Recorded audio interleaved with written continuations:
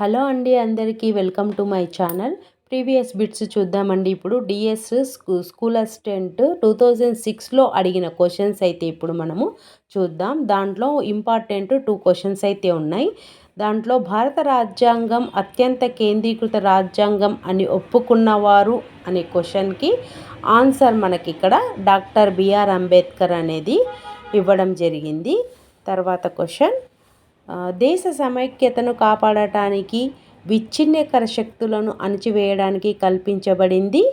Answer ఏక పౌరసత్వం అండి.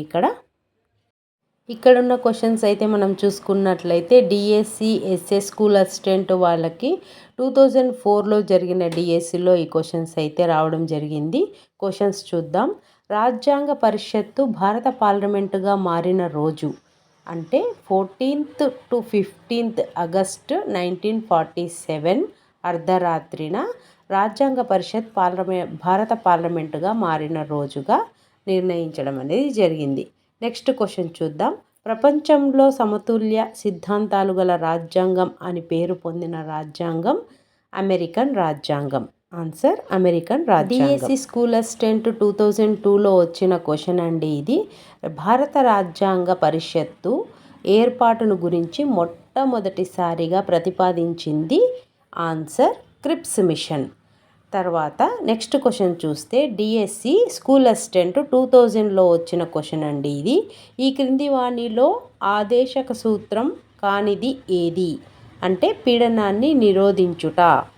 2000లో వచ్చిన క్వశ్చన్స్ ఇంకా మనం చూద్దాం. భారత రాజ్యాంగ ప్రవేశికకు 42వ రాజ్యాంగ సవరణ ద్వారా చేర్చబడిన పదం అంటే ఆన్సర్ సామ్యవాదం.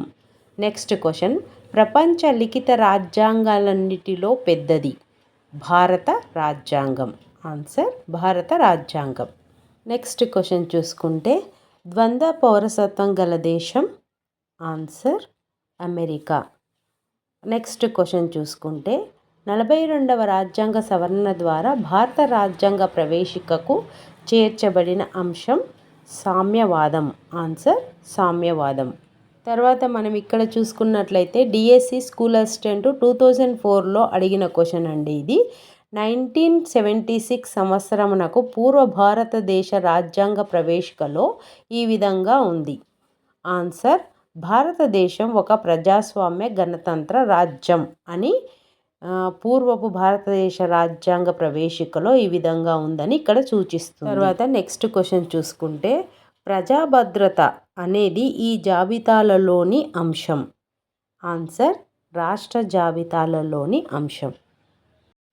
డిఎస్సిలో అడిగిన మరిన్ని క్వశ్చన్స్తో నెక్స్ట్ వీడియోలో మీ ముందు ఉంటాను. వీడియో లెంత్ అవుతుంది కాబట్టి ఈ వీడియో ఇక్కడికే స్టాప్ చేసి నెక్స్ట్ వీడియోలో చాలా క్వశ్చన్స్ మీ ముందుకు తీసుకురావడానికి అయితే ప్రయత్నం చేస్తాను. మా వీడియోని ఫస్ట్ టైం కనుక చూస్తున్నట్లయితే లైక్ చేయండి, షేర్ చేయండి, సబ్స్క్రైబ్ చేయండి. Thanks for watching.